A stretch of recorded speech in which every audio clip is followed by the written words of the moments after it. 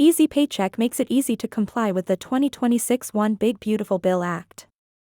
With new payment types for tracking qualified tips and qualified overtime, this video will guide you through the setup in 5 quick steps.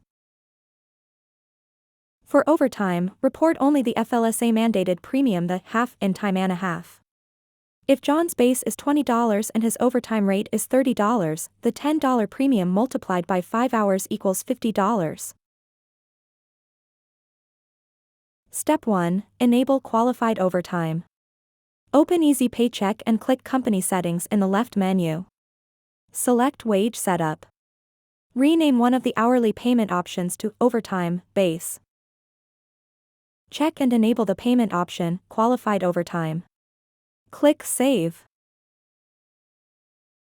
Step 2. Edit Employee Settings. Enter the default rate for Overtime Base and Qualified Overtime. Step 3. Create a paycheck. When creating a new paycheck, enter the hours for regular pay, overtime base, and qualified overtime. You may also adjust the default pay rates if needed. Step 4. Print and verify. The pay stub will now clearly display the qualified overtime category, providing the transparency required by 2026 federal law. Step 5. Year-end W-2 reporting.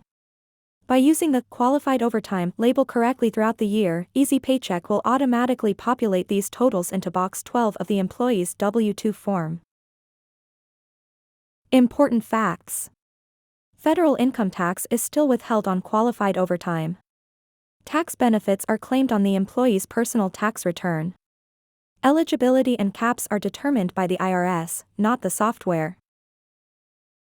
Trusted for over 2 decades, ezPaycheck makes complex payroll tasks simple. If you need assistance, please visit the Halfpricesoft Support Page. New to ezPaycheck? Download our 30-day risk-free trial today. No credit card required.